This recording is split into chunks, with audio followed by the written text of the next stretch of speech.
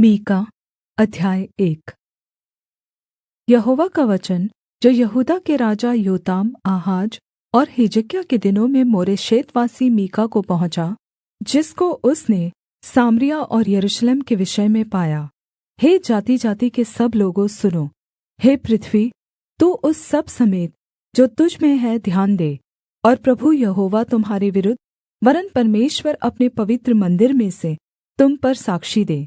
क्योंकि देख, यहोवा अपने पवित्र स्थान से बाहर निकल रहा है, और वह उतरकर पृथ्वी के ऊँचे स्थानों पर चलेगा।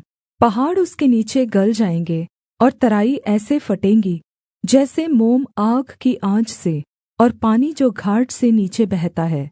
यह सब याकूब के अपराध और इस्राएल के घराने के पाप के कारण से होता है। याकूब का अपराध क्या है? क्या सामरिया नहीं? और यहूदा के ऊँचे स्थान क्या है? क्या यरूशलेम नहीं? इस कारण मैं सामरिया को मैदान के खेत का ढेर कर दूँगा और दाख का बगीचा बनाऊँगा। और मैं उसके पत्थरों को खड़ में लुढ़का दूँगा और उसकी नींव उखाड़ दूँगा।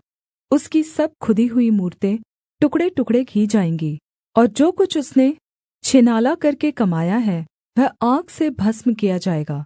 और उसकी सब प्रतिमाओं को मैं चकनाचूर करूँगा, क्योंकि छिनाले ही की कमाई से उसने उसको इकट्ठा किया है, और वह फिर छिनाले की सी कमाई हो जाएगी। इस कारण मैं छाती पीट कर हाय हाय करूँगा। मैं लूटा हुआ सा और नंगा चला फिरा करूँगा। मैं गीदड़ों के समान चिल्लाऊँगा और शुतुर्मुर्गों के समान रोऊँगा, क्योंकि उसका घाव असाध्य है और विपत्ति यहूदा पर भी आ पड़ी, वरन् वह मेरे जाति भाइयों पर पड़कर यरूशलेम के फाटक तक पहुँच गई है। गत नगर में इसकी चर्चा मत करो और मत रोओ। बेतापरा में धूलि में लोटपोट करो। हे शापेर की रहने वाली, नंगी होकर निर्लज्ज चली जा। सानान की रहने वाली नहीं निकल सकती। बेतसेल के रोने पीटने के कारण उसका शरणस्थान तुम से ले लिया जाएगा, क्योंकि मारोत की रहने वाली तो कुशल की बाट जोहते-जोहते तड़प गई है, क्योंकि यहोवा की ओर से यरूशलेम के फाटक तक विपत्ति आ पहुँची है। हे लाकीश की रहने वाली, अपने रथों में वेग चलने वाले घोड़े जोत। तुझी से सिय्योन की प्रजा के पाप का आरम्भ हुआ, क्योंकि इस्राएल के अपराध तुझी में पाए गए। इस कारण तू गत के मोरेशेत को दान देकर दूर कर देगा। अकजीब के घर से इस्राएल के राजा धोखा ही खाएँगे। हे मारेशा की रहने वाली, मैं फिर तुझ पर एक अधिकारी ठहराऊँगा, और इस्राएल के प्रतिष्ठित लोगों को अदुल्लाम में आना पड़ेगा। अपने दुलारे लड़कों के लिए अपना केश कटवाकर सिर मुँण्डा, वरन् अपना पूरा सिर गिद्ध के समान गंजा कर दे, क्योंकि वे बँधुए होकर तेरे पास से चले गए हैं। मीका अध्याय 2। हाय उन पर जो बिछौनों पर पड़े हुए बुराइयों की कल्पना करते और दुष्ट कर्म की इच्छा करते हैं, और बलवन्त होने के कारण भोर को दिन निकलते ही वे उसको पूरा करते हैं। वे खेतों का लालच करके उन्हें छीन लेते हैं, और घरों का लालच करके उन्हें भी ले लेते हैं, और उसके घराने समेत पुरुष पर और उसके निज भाग समेत किसी पुरुष पर अंधेर और अत्याचार करते हैं। इस कारण यहोवा यह कहता है, मैं इस कुल पर ऐसी विपत्ति डालने पर हूँ जिसके नीचे से तुम अपनी गर्दन हटा न सकोगे, न अपने सिर ऊँचे किए हुए चल सकोगे, क्योंकि वह विपत्ति का समय होगा। उस समय यह अत्यन्त शोक का गीत दृष्टान्त की रीति पर गाया जाएगा। हमारा तो सर्वनाश हो गया, वह मेरे लोगों के भाग को बिगाड़ता है। हाय, वह उसे मुझसे कितनी दूर कर देता है। वह हमारे खेत बलवा करने वाले को दे देता है। इस कारण तेरा ऐसा कोई न होगा जो यहोवा की मण्डली में चिट्ठी डालकर नापने की डोरी डाले। बकवासी कहा करते हैं, बकवास न करो। इन बातों के लिए न कहा करो, ऐसे लोगों में से अपमान न मिटेगा। हे याकूब के घराने, क्या यह कहा जाए कि यहोवा का आत्मा अधीर हो गया है? क्या ये काम उसी के किए हुए हैं? क्या मेरे वचनों से उसका भला नहीं होता जो सिधाई से चलता है? परन्तु कल की बात है कि मेरी प्रजा शत्रु बनकर मेरे विरुद्ध उठी है, तुम शान्त और भोले-भाले राहियों के तन पर से वस्त्र छीन लेते हो, जो लड़ाई का विचार न करके निधड़क चले जाते हैं। मेरी प्रजा की स्त्रियों को तुम उनके सुख धामों से निकाल देते हो, और उनके नन्हे बच्चों से तुम मेरी दी हुई उत्तम वस्तुएँ सर्वदा के लिए छीन लेते हो। उठो, चले जाओ, क्योंकि यह तुम्हारा विश्रामस्थान नहीं है। इसका कारण वह अशुद्धता है जो कठिन दुःख के साथ तुम्हारा नाश करेगी। यदि कोई झूठी आत्मा में चलता हुआ झूठी और व्यर्थ बातें कहे और कहे कि मैं तुम्हें नित्य दाखमधु और मदिरा के लिए प्रचार सुनाता रहूँगा, तो वही इन लोगों का भविष्यद्वक्ता ठहरेगा। हे याकूब, मैं निश्चय तुम सभी को इकट्ठा करूँगा, मैं इस्राएल के बचे हुओं को निश्चय इकट्ठा करूँगा और बोत्सरा की भेड़-बकरियों के समान एक संग रखूँगा। उस झुण्ड के समान जो अच्छी चराई में हो, वे मनुष्यों की बहुतायत के मारे कोलाहल मचाएँगे। उनके आगेआगे बाड़े का तोड़नेवाला गया है, इसलिए वे भी उसे तोड़ रहे हैं और फाटक से होकर निकले जा रहे हैं। उनका राजा उनके आगेआगे गया, अर्थात् यहोवा उनका सरदार और अगुआ है। मीका अध्याय 3। मैंने कहा, हे याकूब के प्रधानों, हे इस्राएल के घराने के न्यायियों, सुनो। क्या न्याय का भेद जानना तुम्हारा काम नहीं? तुम तो भलाई से बैर और बुराई से प्रीति रखते हो। मानो तुम लोगों पर से उनकी खाल उधेड़ लेते और उनकी हड्डियों पर से उनका माँस नोच लेते हो। वरन् तुम मेरे लोगों का माँस खा भी लेते और उनकी खाल उधेड़ते हो। तुम उनकी हड्डियों को हाण्डी में पकाने के लिए तोड़ डालते और उनका माँस हण्डे में पकाने के लिए टुकड़े-टुकड़े करते हो। वे उस समय यहोवा की दुहाई देंगे, परन्तु वह उनकी न सुनेगा, वरन् उस समय वह उनके बुरे कामों के कारण उनसे मुँह मोड़ लेगा। यहोवा का यह वचन है कि जो भविष्यद्वक्ता मेरी प्रजा को भटका देते हैं और जब उन्हें खाने को मिलता है तब शान्ति-शान्ति पुकारते हैं, और यदि कोई उनके मुँह में कुछ न दे तो उसके विरुद्ध युद्ध करने को तैयार हो जाते हैं, इस कारण तुम पर ऐसी रात आएगी कि तुमको दर्शन न मिलेगा और तुम ऐसे अंधकार में पड़ोगे कि भावी न कह सकोगे। भविष्यद्वक्ताओं के लिए सूर्य अस्त होगा और दिन रहते उन पर अंधियारा छा जाएगा। दर्शी लज्जित होंगे और भावी कहने वालों के मुँह काले होंगे, और वे सब के सब अपने होठों को इसलिए ढाँपेंगे कि परमेश्वर की ओर से उत्तर नहीं मिलता। परन्तु मैं तो यहोवा की आत्मा से शक्ति, न्याय और पराक्रम पाकर परिपूर्ण हूँ कि मैं याकूब को उसका अपराध और इस्राएल को उसका पाप जता सकूँ। हे याकूब के घराने के प्रधानों, हे इस्राएल के घराने के न्यायियों, हे न्याय से घृणा करने वालों और सब सीधी बातों को टेढ़ी-मेढ़ी करने वालों, यह बात सुनो। तुम सिय्योन को हत्या करके और यरूशलेम को कुटिलता करके दृढ़ करते हो। उसके प्रधान घूस ले लेकर विचार करते और याजक दाम ले लेकर व्यवस्था देते हैं, और भविष्यद्वक्ता रुपये के लिए भावी कहते हैं। तो भी वे यह कहकर यहोवा पर भरोसा रखते हैं, यहोवा हमारे बीच में है, इसलिए कोई विपत्ति हम पर न आएगी। इसलिए तुम्हारे कारण सिय्योन जोतकर खेत बनाया जाएगा और यरूशलेम खण्डहरों का ढेर हो जाएगा, और जिस पर्वत पर परमेश्वर का भवन बना है वह वन के ऊँचे स्थान सा हो जाएगा। मीका अध्याय 4। शान्ति का राज्य। अंत के दिनों में ऐसा होगा कि यहोवा के भवन का पर्वत सब पहाड़ों पर दृढ़ किया जाएगा और सब पहाड़ियों से अधिक ऊँचा किया जाएगा, और हर जाति के लोग धारा के समान उसकी ओर चलेंगे। और बहुत जातियों के लोग जाएंगे और आपस में कहेंगे, आओ हम यहोवा के पर्वत पर चढ़कर याकूब के परमेश्वर के भवन में जाएँ।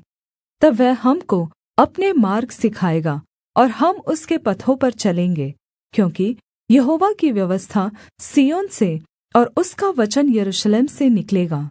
वह बहुत देशों के लोगों का न्याय करेगा और दूर-दूर तक की सामर्थी जातियों के झगड़ों को मिटाएगा। इसलिए वे अपनी तलवारें पीटकर हल के फाल और अपने भालों से हँसिया बनाएँगे। तब एक जाति दूसरी जाति के विरुद्ध तलवार फिर न चलाएगी, और लोग आगे को युद्ध विद्या न सीखेंगे, परन्तु वे अपनीअपनी दाखलता और अंजीर के वृक्ष तले बैठा करेंगे, और कोई उनको न डराएगा। सेनाओं के यहोवा ने यही वचन दिया है।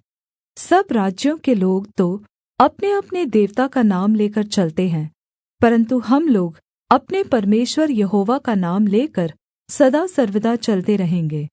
यहोवा की यह वाणी है, उस समय मैं प्रजा के लंगड़ों को और जबरन निकाले हुओं को और जिनको मैंने दुःख दिया है उन सब को इकट्ठे करूँगा, और लंगड़ों को मैं बचा रखूँगा, और दूर किए हुओं को एक सामर्थी जाति कर दूँगा। और यहोवा उन पर सिय्योन पर्वत के ऊपर से सदा राज्य करता रहेगा। और हे एदेर के गुम्मट, हे सिय्योन की पहाड़ी, पहली प्रभुता अर्थात् यरूशलेम का राज्य तुझे मिलेगा। अब तू क्यों चिल्लाती है? क्या तुझ में कोई राजा नहीं रहा?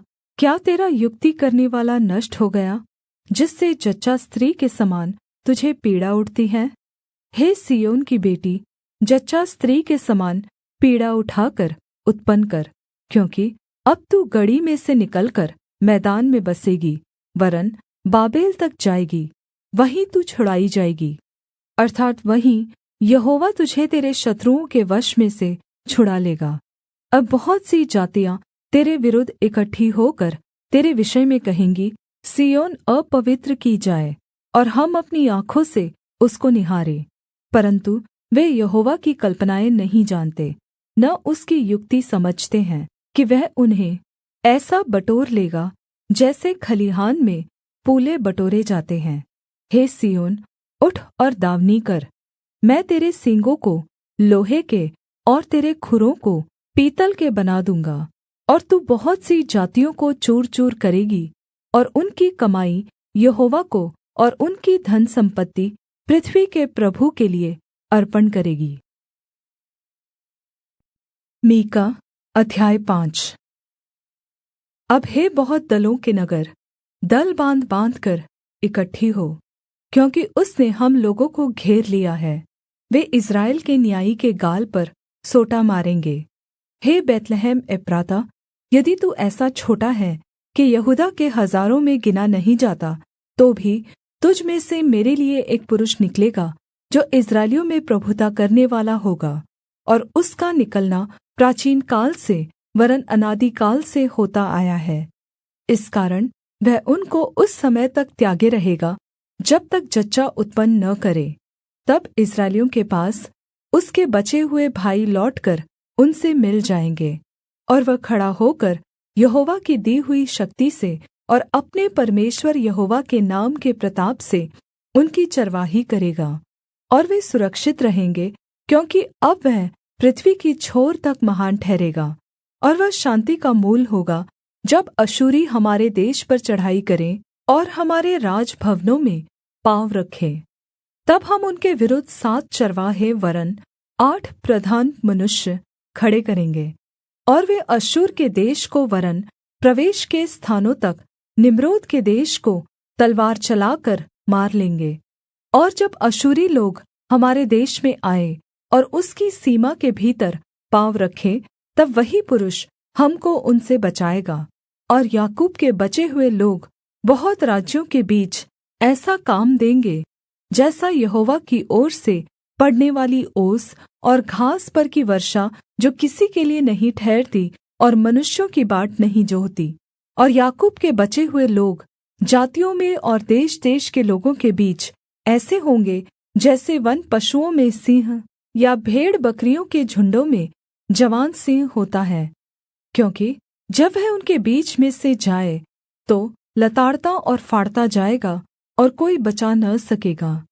तेरा हाथ तेरे द्रोहियों पर पड़े और तेरे सब शत्रु नष्ट हो जाए। यहोवा की यही वाणी है, उस समय मैं तेरे घोड़ों का तेरे बीच में से नाश करूँगा और तेरे रथों का विनाश करूँगा। मैं तेरे देश के नगरों को भी नष्ट करूँगा और तेरे किलों को ढा दूँगा। और मैं तेरे तंत्र मंत्र नाश करूँगा, और तुझ में टोन्हे आगे को न रहेंगे।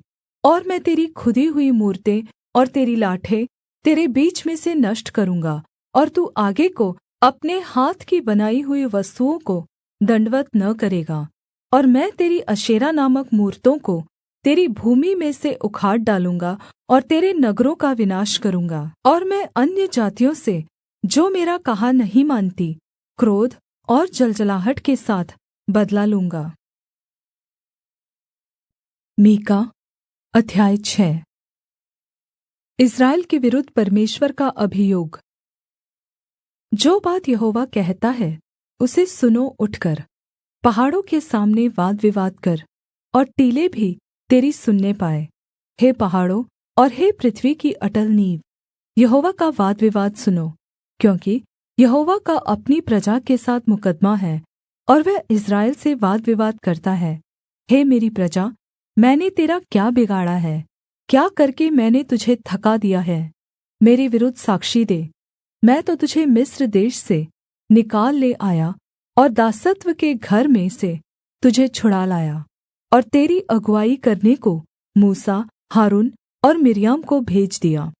हे मेरी प्रजा, स्मरण कर कि मोआब के राजा बालाक ने तेरे विरुद्ध कौन सी युक्ति की, और बोर के पुत्र बिलाम ने उसको क्या सम्मति दी। और शित्तीम से गिलगाल तक की बातों का स्मरण कर, जिससे तू यहोवा के धार्मिकता के काम समझ सके। मैं क्या लेकर यहोवा के सम्मुख आऊँ और ऊपर रहने वाले परमेश्वर के सामने झुकूँ? क्या मैं होमबलि के लिए 1-1 वर्ष के बछड़े लेकर उसके सम्मुख आऊँ? क्या यहोवा हजारों मेढ़ों से या तेल की लाखों नदियों से प्रसन्न होगा? क्या मैं अपने अपराध के प्रायश्चित में अपने पहलौठे को, या अपने पाप के बदले में अपने जन्माए हुए किसी को दूँ? हे मनुष्य, वह तुझे बता चुका है कि अच्छा क्या है, और यहोवा तुझ से इसे छोड़ और क्या चाहता है, कि तू न्याय से काम करे और कृपा से प्रीति रखे और अपने परमेश्वर के साथ नम्रता से चले। यहोवा की वाणी इस नगर को पुकार रही है, और संपूर्ण ज्ञान तेरे नाम का भय मानना है। राजदण्ड की और जो उसे देने वाला है उसकी बात सुनो। क्या अब तक दुष्ट के घर में दुष्टता से पाया हुआ धन और छोटा एपा घृणित नहीं है? क्या मैं कपट का तराजू और घटपड़ के बटखरों की थैली लेकर पवित्र ठहर सकता हूँ? यहाँ के धनवान लोग उपद्रव का काम देखा करते हैं, और यहाँ के सब रहने वाले झूठ बोलते हैं, और उनके मुँह से छल की बातें निकलती हैं। इस कारण मैं तुझे मारते-मारते बहुत ही घायल करता हूँ, और तेरे पापों के कारण तुझको उजाड़ डालता हूँ। तू खाएगा परन्तु तृप्त न होगा, तेरा पेट जलता ही रहेगा, और तू अपनी सम्पत्ति लेकर चलेगा परन्तु न बचा सकेगा, और जो कुछ तू बचा भी ले उसको मैं तलवार चलाकर लुटवा दूँगा। तू बोएगा परन्तु लवने न पाएगा, तू जैतून का तेल निकालेगा परन्तु लगाने न पाएगा, और दाख रौंदेगा परन्तु दाखमधु पीने न पाएगा, क्योंकि वे ओम्री की विधियों पर और अहाब के घराने के सब कामों पर चलते हैं, और तुम उनकी युक्तियों के अनुसार चलते हो। इसलिए मैं तुझे उजाड़ दूँगा और इस नगर के रहने वालों पर ताली बजवाऊँगा, और तुम मेरी प्रजा की नामधराई सहोगे। मीका अध्याय 7। इस्राएल का नैतिक पतन। हाय मुझ पर, क्योंकि मैं उस जन के समान हो गया हूँ जो धूप काल के फल तोड़ने पर या रही हुई दाख बीनने के समय के अंत में आ जाए। मुझे तो पक्की अंजीरों की लालसा थी, परन्तु खाने के लिए कोई गुच्छा नहीं रहा। भक्त लोग पृथ्वी पर से नाश हो गए हैं, और मनुष्यों में एक भी सीधा जन नहीं रहा। वे सब के सब हत्या के लिए घात लगाते और जाल लगाकर अपने-अपने भाई का आहेर करते हैं। वे अपने दोनों हाथों से मन लगाकर बुराई करते हैं। हाकिम घूस माँगता और न्यायी घूस लेने को तैयार रहता है, और रईस अपने मन की दुष्टता वर्णन करता है। इसी प्रकार से वे सब मिलकर जालसाजी करते हैं। उनमें से जो सबसे उत्तम है वह कटीली झाड़ी के समान दुःखदाई है, जो सबसे सीधा है वह काँटे वाले बाड़े से भी बुरा है। तेरे पहरुओं का कहा हुआ दिन अर्थात् तेरे दण्ड का दिन आ गया है। अब वे शीघ्र भ्रमित हो जाएँगे। मित्र पर विश्वास मत करो, परम मित्र पर भी भरोसा मत रखो, वरन् अपनी अर्धांगिनी से भी सम्भल कर बोलना। क्योंकि पुत्र पिता का अपमान करता और बेटी माता के और बहू सास के विरुद्ध उठती है। मनुष्य के शत्रु उसके घर ही के लोग होते हैं। परन्तु मैं यहोवा की ओर ताकता रहूँगा, मैं अपने उद्धारकर्ता परमेश्वर की बाट जोहता रहूँगा। मेरा परमेश्वर मेरी सुनेगा। हे मेरी बैरिन, मुझ पर आनन्द मत कर, क्योंकि जैसे ही मैं गिरूँगा त्यों ही उठूँगा, और जो ही मैं अंधकार में पड़ूँगा त्यों ही यहोवा मेरे लिये ज्योति का काम देगा। मैंने यहोवा के विरुद्ध पाप किया है, इस कारण मैं उस समय तक उसके क्रोध को सहता रहूँगा, जब तक कि वह मेरा मुकद्दमा लड़कर मेरा न्याय न चुकाएगा।